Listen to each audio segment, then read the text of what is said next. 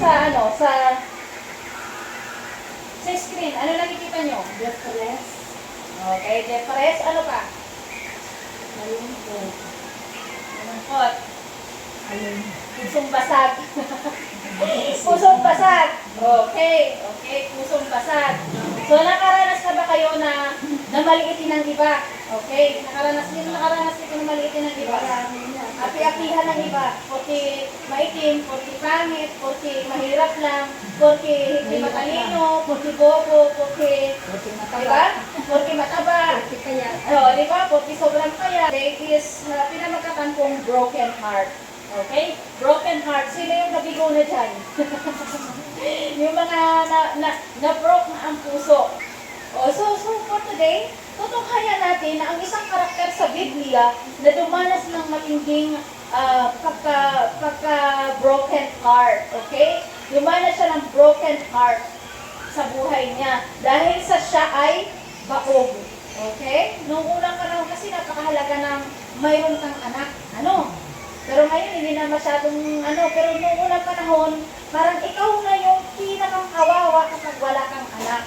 So, itong topic ko today is, tutunghayan natin ang buhay ni Ana. Yan. The life of Ana. So, tutunghayan natin ang buhay ni Ana. Nakikita niyo ba? Nakikita niyo? O baka hindi niyo na. Ayan. Tutunghayan natin ang buhay ni Ana na nagtumaan sa matinding depresyon, na matinding pagkabasag ng puso, matinding hinanakit, matinding kalungkutan dahil sa siya ay baog. Di ba wala siyang magawa? Kasi kahit anong gawin mo, kalikasan na yun eh. Siguro, buti pa kung naaapi ka dahil sa mahirap ka lang, magsisikap ka, di ba? Kaya mo pang gawa ng paraan yan, magsisikap ka. Gagawa ka ng paraan para umungad ang buhay mo. Pero yung kalagayan ni Ana, di ba, parang habag na lang talaga ng Panginoon ang kailangan. Kumbaga parang milagro na lang talaga ang kailangan para makaalis siya sa ganung sitwasyon. Nahirap siya sa buhay. So, pero si Ana, tutunghayan natin na si Ana ay mayroong 6 na katangian na nagustuhan ng Panginoon kung bakit napagpala si Ana sa kabila ng kanyang pinagdadaanan na imposible pero naging posible para kay Ana. So ito yung 6 na katangian na ating tutunghayan sa araw na ito na sana ay maging katangian din ng bawat isa sa atin upang tayo man din ay mapagpala rin ng Panginoon. Okay? So sabi dito sa 1 Samuel chapter 1 verse 3 to 7. Sabi dito, taon-taon pumupunta si Elkana sa Shilo upang sumamba at mag-alay ng mga handog kay Yahweh na makapangyarihan sa lahat. Ito si Elkana, may 2 siyang asawa. Okay? So ang pangalan ng asawa niya, ang isa ay si Penina. Ang isa naman ay si Ana. Si Penina naman ay maraming nagkakaanak siya. So di ba ang sakit-sakit nun? Tapos si Ana wala siyang anak, hindi siya magkaanak. So di ba ang sakit-sakit nun? So isipin yung asawa mo doon, tapos may anak sila, tapos ikaw wala. Okay? So, tuloy natin. Sabi dito, eto si Elkana, makadiyos yan. Makadiyos sila. Okay? So, sumasamba sila kay Yahweh. Tuwing maghahandog si Elkana, binibigyan niya ng tig-iisang bahagi si Penina at ang mga anak nito. Okay? So, parang binibigyan niya ng, kung sakita ba, kung sakita ng asawa, hinahati niya doon sa mag-asawa. Okay? Nahati niya doon. Ngunit, mga natatanging bahagi ang ibinibigay niya kay Ana sapagkat mahal na mahal niya ito at ito'y bagamat hindi pinahintulot ni Yahweh na ito'y magkaanak. So, naiiba yung binibigay niya kay Ana. Mas mamahalin yung kay Ana, kay dekalidad yung kay Ana. Kasi mahal na mahal si Ana ng asawa niya kahit wala siyang anak. Okay? Yun. Si Ana ay palaging kinukutsa ni Penina dahil hindi niloob ni Yahweh na magkaroon siya ng anak. Ikaw ba naman, gano'n na nga yung kalagayan mo, tapos aasarin ka pa ng kariban mo? Ano kaya ang mararamdaman mo? Di ba ang sakit-sakit nun? Parati siyang kinukutsa. Ito'y ginagawa ni Penina taon-taon tuwing pupunta sila sa bahay ni Yahweh. Labis naman itong dinaramdam ni Ana, kaya't napapaiyak siya at hindi hindi makakain. O, di ba? Grabe, broken heart. Hindi siya makakain. Dahil sa sobrang sama ng loob. Kung tayo kaya yun na gano'n ang ginagawa, ano kayong gagawin natin? Baka hindi tayo iiyak, mananabunot na lang tayo kaagad. Di ba? Iba yung katangian ni Ana. Iba yung katangian niya. Kasi kung sa atin, kung sa katangian natin yan, na nangihisog ka ba, kakalpuin talaga kita. Wala, hindi ka, di ba? Kung sa atin ang mga hindi pa nakakakilala sa Panginoon, wala sa Panginoon, walang self-control, ganun ang gagawin natin. O, ngunit si Ana kasi ay may banal na takot sa Diyos. Okay? So may banal siya na takot sa Diyos at sumusunod siya sa Panginoon. Ayun. O si Ana ay matiisin. Instead na magrebelde ay umiiyak na lamang siya at halos hindi na makakain. Kung tayo yan ay baka nag-self-pity na tayo at nag-question na tayo sa Lord. Diba? Sasabihin natin, Lord, bakit kasi ako ganito? Bakit kasi ginawa mo akong ganito na hindi ako magkaanak? Diba? Dapat parang sisisihin na niya si Lord kasi bakit ganito hindi ako magkaanak? Pero iba si Ana. Kumbaga parang hindi siya nanunumbat sa Panginoon.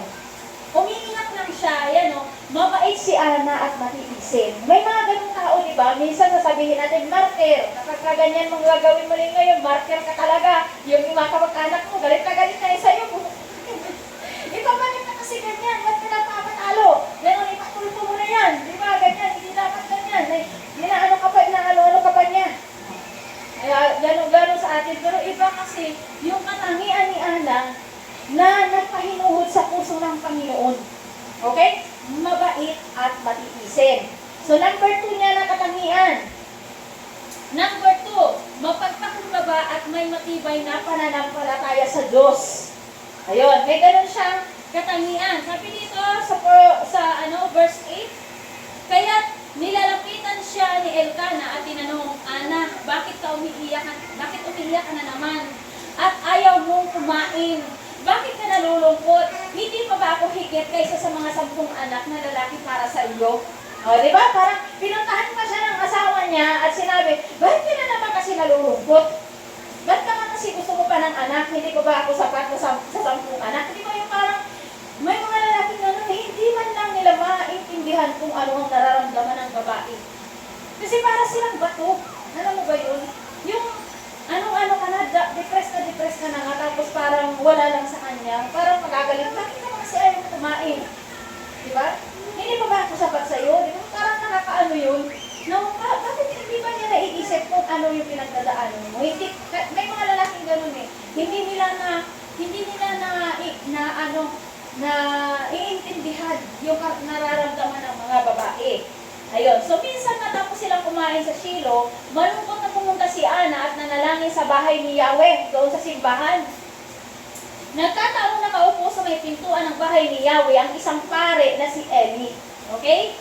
So, buong pait na lumuluha si Ana at taimtim na nananalangin kay Yahweh. So, lumuluha siya. Taimtim siya nananalangin. Hindi siya katulad sa atin, nagwawala. Alam mo yun, nagwawala. Parang daibo pa yung Si Ana, taimtim lang siya nananalangin. Tapos lumuluha siya. Umiiyak siya sa Panginoon. Ganito ang kanyang panalangin. Sabi niya, Yahweh, Diyos na makapangyarihan sa lahat, kung pakikingganin niyo ang inyong abang lingkod. Di ba napakababa niya? Ang inyong abang lingkod. Di ba? Sabi niya, kung pakikingganin niyo ang inyong abang lingkod at inyo kong kahahabagan. Di ba? Awa ang hinihingi niya sa Panginoon. Kung hindi niyo ako pababayaan, sa halip ay pagkalooban ako ng isang anak na lalaki. Sabi niya, at ihahandog ko siya sa inyo, at habang buhay na siya'y nakalaan sa inyo, hindi ko ipapaputol ang kanyang buhok. Diba? Humingi siya sa Panginoon, pero mayroon siyang kalakip na pangako. Diba? Mahirap mangako sa Panginoon. Pero tayo, parang basta-basta na lang tayo kapag nangako sa Diyos. Sasabihin, oo, sige, magsisimba ako. Oo, attend ako. Pero ikaw, hindi mo makita ang niya doon. Diba? Napakahalaga sa Panginoon ang taong tapat. Kasi sabi ng Lord, kung sa tao nga hindi ka natapat, sabihin, sige, bukas, magbabayad ako ng utang. Wala, hindi yung totoo na magbabayad siya ng utang. Alam mo yun? So, ganun tayo, ganun ang ugali ng mga tao. Hindi tapat. Pero si Ana, tapat siya. Kaya siya ay pinagpala ng Panginoon. Ayan, sabi niya, humbleness, isa sa mga katangian ni Ana sa halip na magmaktol sa pait na nararanasan niya, ay mas lalo pa siyang naging mapagpakumbaba. So, naging mapagpakumbaba si Ana, di ba? So, sa harap ng Diyos, imbis na patulan at gantihan si Penina, ay nasa walang kibo na lamang siya. Nandito tayo yun, nandito na tayo sa pulpo. O, doon na tayo nagmamahiyaan at nagmumurahan, Diba? Pero hindi ganun yung ginawa ni Ana. So, tayo ba may problema, nilalatag ba natin ng buong pait sa Panginoon? Diba kapag may problema ba tayo, inaano ba natin sa Panginoon? Nagdadasal ba tayo? Nilalatag ba natin sa Kanya? Umiiyak ba tayo? Diba? Ganun ang gustong panalangin ng Diyos. Yung heart to heart, yung basag na basag ka. Basag na basag ka, yun ang gusto ng Panginoon. Yung basag yung puso mo, lalastik ka sa Kanya. Talagang yung luha mo talaga. Inaano niya ng Panginoon. Iniipon niya ng Panginoon. Napakahalaga ng luha mo para sa Panginoon. Sabi sa Bible, nilalagay niya yan sa bote niya. Kasi mahalaga yan. Kaya kung tayo, luluha rin naman tayo sa mga tao na wala namang jowa mo na wala nang pakialam sa'yo, iluha mo na lang sa Panginoon. Huwag mo sayangin yung luha mo sa mga taong kusinulang. So, ialay mo yung luha mo kasi banal yun. Pag ialay mo yun sa Panginoon. So, yung panalangin mo ay talagang may patutunguhan. Kasi yung luha mo, natatravel yan sa langit. Natatravel yan para sa Panginoon. Napakahalaga ng luha na yung luha mo talaga ay sa Panginoon mo talaga isinusumbong. Okay? So, minsan pa kapag nagdadanas tayo ng mga problema, nagsusumbong ba tayo sa Lord? O hindi? Baka pupunta na tayo sa kapitbahay natin nung tayo nagsusumbong. Kinabukasan ni chismis na tayo. Dahil inuuna pa natin ang kapitbahay natin na pagsumbungan ng ating problema. So, matuto tayo sa ginawa ni Ana. Si Ana pumunta sa simbahan at doon siya nanalangin. At buong pait siyang umiiyak sa Panginoon. Okay? So, dapat natin taglayin yung ugali ni Ana. Okay? So, wag sa kapitbahay kasi mahirap na. Bukas may chismis ka na. Hindi ka na nakakuha ng tulong. May chismis ka pa, di ba? Ganun sa ating pangatlo daw na katangian ni Ana. Maunawain at marespeto sa kapwa. Maunawain at marespeto sa kapwa. Ang sabi nito, habang nananalangin si Ana, ang bibig niya ay pinagmamasdan ng pare ni Eli. Okay? So, di ba parang habang nananalangin siya, nakaupo siya doon sa upuan sa simbahan. Nananalangin siya, tapos umiiyak siya.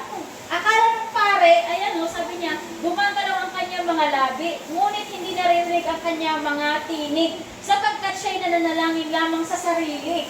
Okay? Dahil dito, inakala ni Eli na siya'y lasing. Biruin mo yan.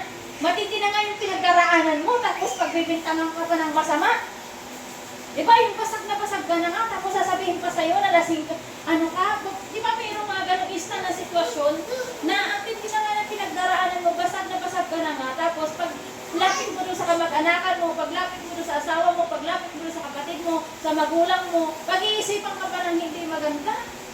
Ikaw kasi, yan ang napala mo, di ba? Ganon. Tingnan mo niya, sinabi ni Eli, na pag-isip, kaya lumapit ito at sinabi sa kanya, tama na yung paglalasing mo. Di ba? Tama na yung paglalasing mo. Tigilan mo na ang pag-inom ng alak at magpakatino ka na. Di ba? Yung puso ni Ana, basag na basag siya. Kasi parang pakiramdam niya, wala na siyang pag-asa. Aping-api siya dahil nga, buti sana kung naaapil lang siya dahil mahirap siya magsusumikap. May pag-asa pa. Kasi magsusumikap siya, pwede siyang magkapera o magkaroon ng kabuhayan. Pero yung kalagayan niya na siya'y baog na talaga, di ba imposible yun? Talagang himala na talaga ang kailangan niya. Tapos, ang sabi pa sa kanya ay lasing siya at magpakatino na. Di ba? Kung ikaw yun, anong gagawin mo? Baka makanapo ka na ng baka bigla mo na masakok, di ba? Pero si Ana, iba siya, Ang sabi niya dito, hindi po ako lasing, sagot ni Ana. Hindi po ako tumitikim ng alak. ang damdamin ko po ay naghihirap at dinudulog ko kay Yahweh ang aking kalagayan. Di ba sumasagot siya ng tama? Sumasagot siya ng maayos? Sumasagot siya ng maayos. Sabi dito, huwag po sana ninyong isipin na ang inyong lingkod ay masamang babae. Pinapahayag ko lamang ang matinding paghihirap ng aking damdamin. O, di ba? Pinapahayag lang niya yung matinding paghihirap ng damdamin. Hindi siya sumagot ng kabalang. Di ba dapat di ba kung tayo yan, sagot na natin ang kabalang yan kasi nagpagpinta lang pa siya nalalasengga. Sa halip na encouragement na makukuha niya, pinagsabihan pa siya ng hindi maganda. Di ba, minsan sa buhay natin kung nagdadaan tayo sa matinding paghihirap, mismo yung inaasahan pa natin na makakaintindi sa atin, hindi pa yun ang makakaintindi sa atin. Halimbawa, na dumaan ka nabaon ka ng matindi sa utang, halimbawa ganyan, dahil nagkamali ka ng desisyon, lumapit ka sa kamag-anakan mo, lumapit ka sa ano mo, at nagsisisi ka na sa ginawa mo na ano, pero pagdating doon, pagagalitan ka ng todo. Kasi ganyan ang ano. Kung parang hinahanap mo is para makaahon ka, magkaroon ka ng comfort. Pero yung si Ana, ganun ang niya, pinagbintangan pa siya na ikaw kasi ang may kasalanan, lasing ka kasi ng lasing. Pero di ba, nagpaliwanag siya ng maayos. Hindi katulad sa atin na pagkaganon na, baka magwala na tayo. So number 4 na katangian ni Ana, nagtitiwala ng buong puso sa Diyos. O, di ba? 100% confident siya sa Panginoon. Sabi rito, dahil dito sinabi ni Eli, ipanatag mo ang iyong sarili at umuwi ka na. Ang Diyos ng Israel ang tutugon sa iyong kahilingan. Sumagot si Ana, magkatotoo po sana ang inyong sinasabi tungkol sa akin. Pagkasabi niyong bumalik sa kanila, tinutuluyan at kumain wala ng bigat ang kanyang nararamdaman sa kalooban niya. So di ba kapag tayo ay nanalangin na nga tayo, ay wala pa rin, hindi pa rin tumahimik yung kalooban. Nag-worry pa din. Diba? Ipinanalangin mo na sa Panginoon, Lord, yung will namin, yung ano namin, aba. Hindi katulad ni Ana na pagdating sa bahay, na siya, na talagang nilimot na niya dahil ang Diyos na ang bahala nun. Pinakatiwala na niya sa Panginoon. Pero pag tayo nanalangin, yun, wala na namang ano. Paano mag-work yung pananampalataya mo kung nandun pa rin yung worry mo? O, di ba, tingnan mo ginawa ni Ana, hindi siya nag-worry, kumain na siya, at parang wala nang nangyari. O, kasi nga, buong buso yung pagtitiwala niya na ang Diyos sasagutin siya. Kasi nakasulat sa Bible ano man ang inyong hilingin sa panalangin ng may pananampalataya, umbasa kayo na iyon tatanggapin. Okay? So kapag ka nagdalawa ka pang isip na parang hindi mo tatanggapin yun, hindi mo nga talaga yung matatanggap. Okay, hindi mo nga talaga yung matatanggap. Sabi rito, kinabukasan maaga sila ang sumamba kay Yahweh at pagkatapos ay umuwi na sa Rama. Ayun, sinipingan ni Elkana si Ana at dinilig ni Yahweh ang dalangin nito. Nabuntis siya at dumating ang araw na siya ay nagsilang ng isang sanggol na lalaki. Samuel ang ipinangalan niya rito sapagkat ang sabi niya, hiningin mo siya kay Yahweh. O diba, natupad yung panalangin ni Ana? Bakit? Kasi nagkaroon siya ng 100% confident. Tayo nanalangin tayo sa Diyos, Lord, ikaw naman ang sabi mo nga, you supply all our needs according to the riches and glory in Christ Jesus. Pag sinabi, Lord, yung bill ko ngayon, magkano yung bill ko ngayon, ganyan, pinagkakatiwala ko na to sa'yo. Alam ko na bukas may darating na pambayad kasi ikaw naman ang magbabayad dito. Wala, hindi ka pa rin makatulog. Pinanalangin mo na nga, dapat kalimutan mo na yun kasi hayaan mo na kung sa'yo na darating. May gagamitin ng Panginoon na tao na maghahatid sa'yo ng biyaya ng Panginoon. Kung confident ka sa Kanya. Kaso hindi. Puro tayo worry. So kabaliktaran yun. So kapag ka nag-worry ka, ibig sabihin nun, hindi ka nananampalataya sa Diyos. So, kaya yung pinanalangin mo, bukas, wala ka talagang pagbayad sa bill.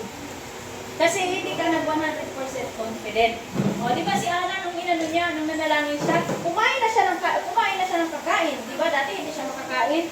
O, so yun ang tinuturo sa atin, yung attitude ni Ana. So tayo, paano tayo mag-attitude na ating mananalangin? So, matapos manalangin sa Diyos, puro pagdududa. O, kaya dapat hindi tayo nagdududa kung ano man natin mga pinapanalangin sa Diyos, sasamahan natin ito ng pagsunod.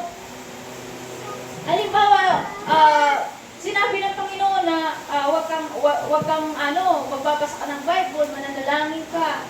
Susunod ka sa kalooban ng Panginoon. Kasi yung panalangin mo na yun, kung hindi ka susunod, hindi yung magtutupad. Kailangan sumunod ka sa kung anong kalooban ng Panginoon. Utos ba ng Diyos na manalangin ka ng manalangin na walang takip? Nasa Bible yun. Kaso, minsan lang tayo nananalangin. Kaya magtataka tayo, ba't ang hirap ng buhay natin? Kasi wala tayong prayer life.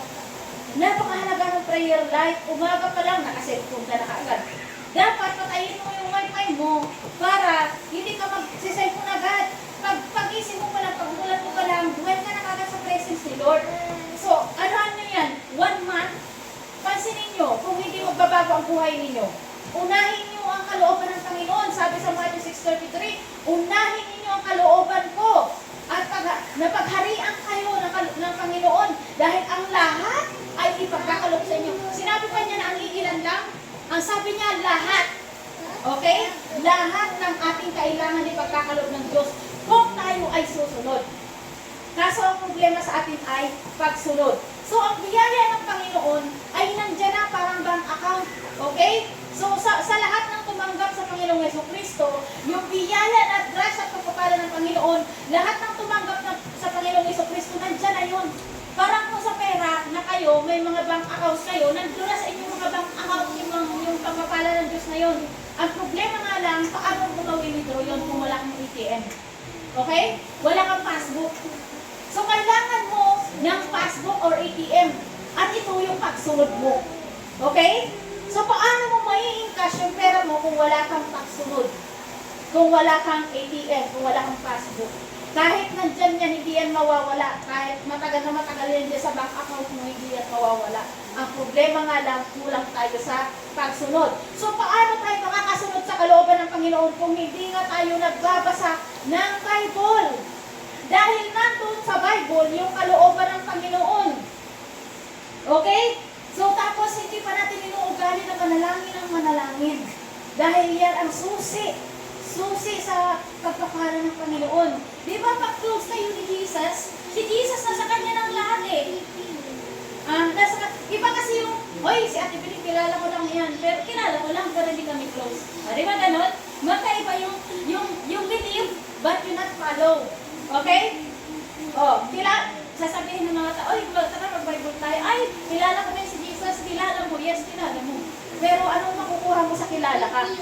Pag may nangyari sa'yo, yes, kilala ka lang, pero hindi ka niya tutulong. Kasi kilala ka lang naman, hindi ka naman niya ka-close. Diba? Kapag ka dumating yung panahon na naghihirap ka, matindi yung paghihirap mo. Uy, kilala mo lang naman si Ate Belen, kaya hindi naman kayo close, hindi ka niya tutulungan kasi hindi naman kayo close. Ba't kayo manghihirap sa akin eh? Ano ba kita? Kakilala lang naman kita. Ganon din kay Jesus, dapat close kayo. Dapat mayroon kayong intimate relationship ni Jesus. Kasi yun ang susi sa pag-unlad ng lahat ng aspeto ng buhay natin. Okay? So dapat natin ugaliin. So challenge ko ang bawat isa simula ngayon, simula bukas, pagkagising sa umaga, o bago matulog mamayang gabi, manalangin, patayin ang wifi, tapos pagkagising sa umaga, wala kang re-replyan dyan kasi walang wifi. So prayer ka agad. Unahin ninyo ang kalooban ng Panginoon in 1 month. Sumunod kayo sa kalooban ng Panginoon. Tingnan ko lang pag hindi natanggal yung mga bara-bara na yan, sila pambayad ng mga utang ninyo. Kasi ang Panginoon, tunay at totoo yan, hindi yan sinungaling. Kung ano ang pinangako niya sa Bible, makakamit natin. At yan ang mga sikreto ng mga matatagumpay na mga Kristiyano. Ano? Yan. Ngayon ko lang yan nalaman nung ako na rin ay lumalim sa Panginoon kung ano yung mga sikreto nila kung bakit dumaloy talaga ang pagpapala sa buhay nila. Yung dating walang-wala, kahit isang tuka. So nakita niyo yung mga naunang mga tagasunod ng Panginoon, si Abraham, si David, si Solomon. Lahat na mga yan, grabe yan sa kayamanan. Nag-uumapaw ang kayamanan, nag-uumapaw ang pagpapala ng Diyos. Physically, spiritually, mentally, emotionally, financially. Ang pagpapala ng Panginoon, kompleto yan. Hindi yan nagkukulang. Halimbawa, nanalo ka sa loto, bigay yun ng mundo. May pera ka lang, pero wala kang proteksyon. Kasi hindi galing sa Diyos yun eh. Sugal yun eh. Okay? So, pagka-withdraw mo ng pera, nulgat ka or na high blood ka dahil sa dami mong bibigyan ng mga balato. Di ba? Kasi nga walang proteksyon or kaya nawaldas mo. Di wala na kagad yung kayamanan mo. Hindi katulad yung talagang nagkaroon ka ng intimate relationship kay Jesus. Si Jesus ang magbibigay sa'yo ng wisdom kung saan ka mag-a-apply na trabaho, kung anong negosyo ang papasukin mo. Kasi si Jesus ang nakakaalam ng mabuti para sa atin. Kaya dapat close tayo kay Jesus. Diba? Eh kung nandiyan ka lang nakaupo, nandun yung kaldero, mauulingan ka kaya? Diba hindi? So kailangan mong lumapit sa kaldero para ikaw ay maulingan. So yan ang parating itinuturo sa atin. Kaso nga lang tayo ay busy sa ating mga kaabalahan. Nakikinig pero hindi tayo sumusunod. Gagawin ng bahay, instead na magbasa ng Bible, instead na malalangin, wala kong na social media, TV, wala. Paano mo marirenew yung utak mo? Paano mo mapapagana yung kapangyarihan na ipinagkaloob sa'yo ng Panginoon? Na lahat tayo may access tayo yan eh. Kung babasahin natin ang Bible, bawat isa sa atin may access sa pag-aari ng Panginoon. Di ba ang Diyos ang may-ari ng mundo, ng lahat ng kayamanan na narito? Lahat tayo may access. Alam mo ano lang susi? Pagsunod. Pagsunod lang ang susi. Yun lang talaga ang kulang sa atin. Okay? So dumako tayo sa panglima na katangian ni Ana. Ayan, tapat sa Diyos at tinutupad niya ang pangako at hindi siya paasa. Diba dito? Ang daming paasa rito. Okay? Ano, paasa, magbabayad, pero magbabayad ng utang. Ayun, wala. Pag sinigil ko sa bahay, paasa. Ang dami rin paasa, yung mga jowa natin, paasa. Yung mga jowa dyan, paasa. Oh. Si Ana, hindi siya paasa. Nung nagkaroon siya ng anak, ayan yung nagkaroon siya, nang lumaki na si Samuel. Ito si Samuel na anak ni Ana, ito si Prophet Samuel. So, nagigets nyo? Yung anak ni Ana na si Samuel, siya si Propeta Samuel. Okay? So, siya na ngayon si Propeta Samuel. So, nang lumaki na si Samuel, dinala siya ng kanyang ina sa bahay ni Yahweh sa Shilo. Nagdala pa siya ng isang torong 3 taon, ng 5 salok at ng harina at ng alak na nakalagay sa sisidlang balat. Ano ang ginagawa ni Ana? Diba? Nagla-love offering siya. So, nagigets nyo? Nagla-love offering siya sa Panginoon. Tayo ba nagla-love offering? Oh. Yan ang isa kung bakit hindi makadaloy-daloy sa atin ang biyaya at grasya pagpapala ng Diyos pagdating sa pinansyal. Kasi ganun tayo eh. Sabi sa Bible, ang tikom ang kamay ay talagang magdarahop. Pero ang mga, kasi ang batas ng Diyos, the more you give, the more the blessing you're going to receive. Yun ang batas ng Diyos. Ngayon, kung hindi tayo susunod, paano tayo mapagkakatiwalaan ng Panginoon doon sa malaking kayamanan? Di ba nakasulat sa Lucas? Sabi sa Lucas, ang mapagkakatiwalaan sa maliit na bagay ay mapagkakatiwalaan sa malaking bagay. Ngayon, maliit na bagay na nga lang, barya na nga lang na offering, hindi ka pa mapagkatiwalaan. Paano kanya pagkakatiwalaan sa kayamanan na malaki? Diba? Yan ang isa sa mga sikreto na hindi masunod-sunod ng mga Kristiyano. At sa awa ng Panginoon, pinumpisahan ko na din. Kasi ako talaga ay ganun din. Ganito Ako ay kumipot din nung hindi pa ako nagbabasa ng Bible. Kaya kami, halos pang almusal wala. Nakikita nyo? Pero nung nalaman ko ang Bible principle, kung paano masenso sa buhay, natutunan ko ang magbigay ng magbigay. Tapos mamalayan mo na lang, uy, bakit nasusustain lahat ng parang mas sobra pa. Diba? Kahit sabihin mo pa na na ikaw lang dyan, ganyan lang yung kalagayan mo, hindi, who knows? Sino nakakaalam na bigla kang yayaman dahil sa pagtatanim kasi yun yung nag-offering ka. Pagtatanim mo yun, kung ano ang hindi tananim, aanihin mo yun, sabi ng Panginoon sa Bible. Kapag ano ang yung tanim, yun ay aanihin mo. Okay? So, tumako tayo sa verse, hiniling ko, sabi niya, ay dito na pala, matapos ihandog ang baka, may baka pa siyang dala. Di ba? Ang dami niyang dala sa Panginoon. May handog na siya ng anak niya, may handog pa siya na iba pang mga bagay-bagay. May handog pa siya na baka. Di ba? Dinala nila kay Eli ang baka. Di ba kung tutusin, nag-iisa niyang anak yun. Nag-iisa niyang anak si Samuel. Bakit niya kayang ibibigay sa Panginoon? Di ba pag tayo, nakuha na natin yung blessing, bakit mo pa ibibigay sa Kanya? O di ba? Kaya nga yan ang number one principle sa mga simbahan na kapag ka kayo ay nagkaroon ng trabaho, pagka nagkaroon tayo ng trabaho, itanim natin yung unang-unang sahod. Okay? Yung unang-unang sahod, itatanim natin yung sa church. At diyan nagpipend ang mga tao. Hindi yung mandatory ha. Yun lang ay kung gusto mong dumaloy sa'yo ang masaganang pagpapala ng Panginoon. Kung gusto mo na mapagpala at mabago yung buhay mo, gagawin mo yun. Pero kung ayaw mo, edi wala namang mawawala. Wala namang mamimili sa'yo eh. So, diyan tayo nagpipil kasi karamihan ng Kristiyano ginagawa niya. Nagtatanim sa Panginoon.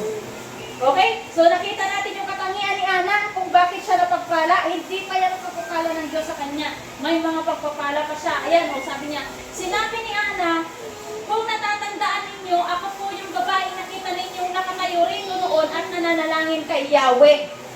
Sabi niya, hiniling ko sa kanya na ako'y pagkalooban ng anak at binigyan nga niya ako. Kaya naman po inihahandog ko siya kay Yahweh upang maglingkod sa kanya habang buhay. Pagkatapos nito, sinamba nila si Yahweh.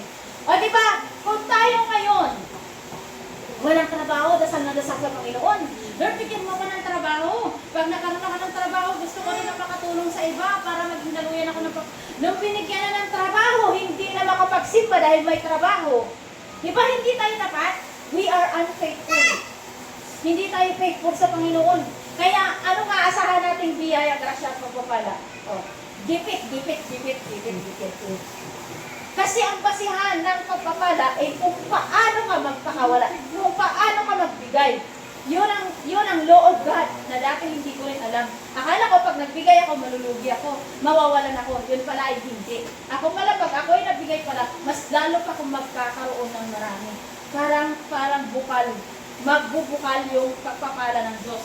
So, ganyan ang ginawa ni Ana. Tapat siya. Hindi siya katulad natin na hindi tayo nagiging tapat minsan sa Panginoon. Hindi lang minsan.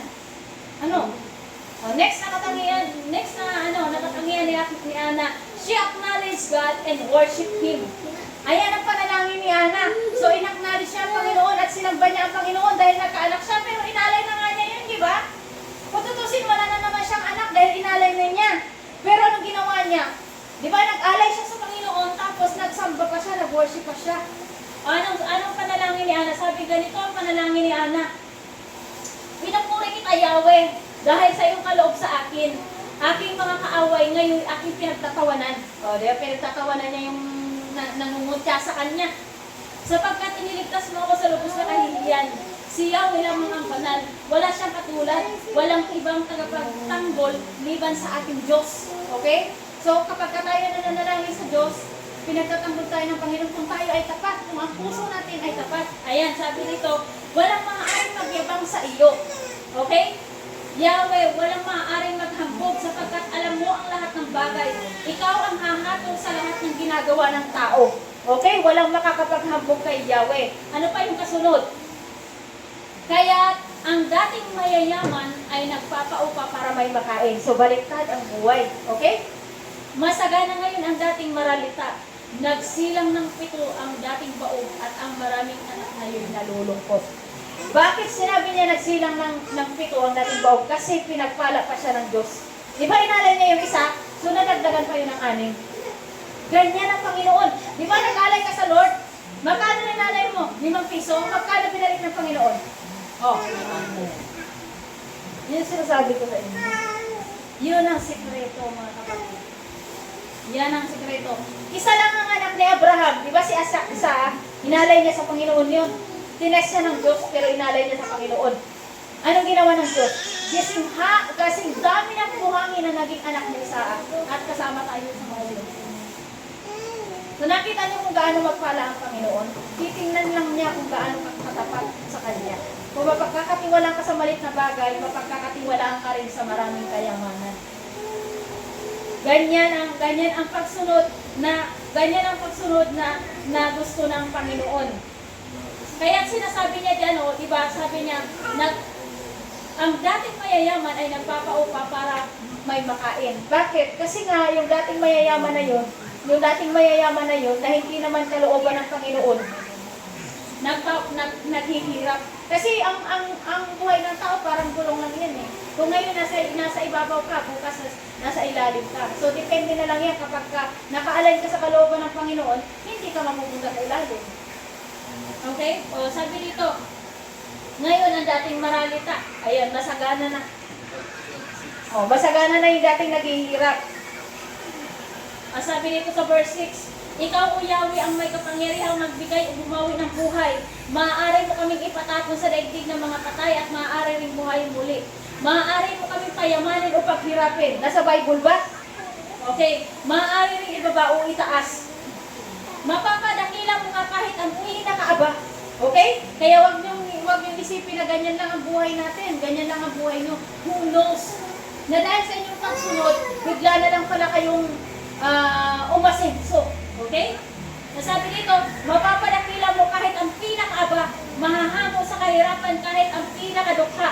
Maihahanay mo sila sa mga maharlika, mabibigyan ng karangalan kahit na ang mga hampas lupa. Okay? Grabe. Hawak mo ang langit na nilikha at sa iyo nasasalig ang lahat ng iyong mga gawa.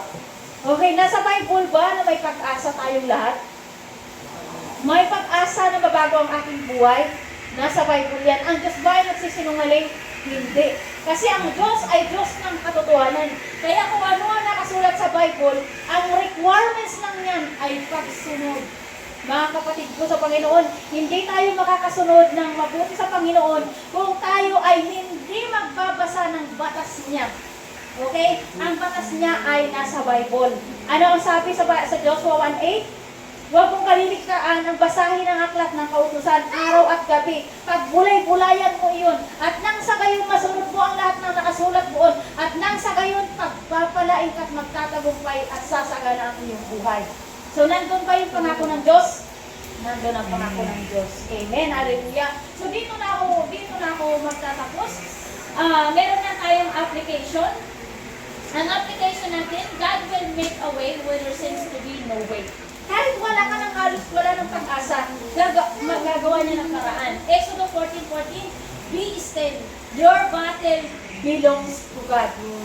Okay? Yung mga kinakaharap natin ng mga pagsubok, lalo na yung mga imposibleng mga pagsubok na yan, ipagkatiwala natin yan sa Panginoon at samahan natin ang pagsunod. Okay? Dahil katulad ng ginawa ng nangyari kay Ana, pwede rin mangyari yun sa ating buhay. Amen? Hallelujah! Okay, iiwan ko lamang ito sa inyo. Yung acronym ng HEART. Letter H, hear and listen to God's word and let Him empty and fix your broken heart. A, align your thoughts to His will. And R, recognize and acknowledge Him and thank and praise Him all the time. So yan lang mga pinaiiwan sa inyo, mga kapatid. Palakpakan natin ang Panginoon. Ayaw ko marami kayong natutunan. Okay? Mag-closing prayer lang muna ako. Ito-close ko muna yung ating gawain ngayon. At pagkatapos, dadako tayo sa Tyson offering. Okay? Ipikit natin ang ating mga mata. Father God in heaven, thank you for this wonderful message, Father God, ay pinakalog mo sa aming Panginoon. Lord, pagpalain mo, Panginoon, O God, Lord, ang mga puso ng mga nataniman ng iyong mga salita, Panginoon. Nawa po, Panginoon, O God, Lord, ang bawat puso ng narinig ay matatabang puso, Panginoon. Nawa po, Panginoon, ang iyong mga salita ay tumubo sa kanilang mga puso at lumago at managana, Panginoon, mamunga ng sagana, Panginoon, O God, Lord. Lord, pagpalain mo ang bawat isang narinig ko, Panginoon, O God, Lord, at baguhin mo ang kanilang mga buhay. Make them, Father God, as the channel of your blessing, Father God, in the name of Jesus. Nawa, Panginoon, O God, Lord, na bawat isa dito, Panginoon, O God, Lord, ay mapagpala physically, spiritually, mentally, emotionally, financially, Father God. At nang sa gayon, Panginoon, O God, Lord, ang buhay nila ay maging buhay na patotoo. Na ikaw, Panginoon, O God, Lord, ang nagpapala, nagbabago ng buhay, tunay ka at tapat, Panginoon, O God, sa mga taong sumusunod sa iyo. Salamat po, Ama, sa kabutihan mo. Thank you, Father God. Thank you, Jesus. Thank you, Holy Spirit. To you alone be the glory and honor. In Jesus' name we pray. Amen and amen. Okay? So, dumakas na tayo sa ating Tyson offering. Ibibigay ko ng mikropono kay Ate Belen. Okay, ikaw na, Ate Belen.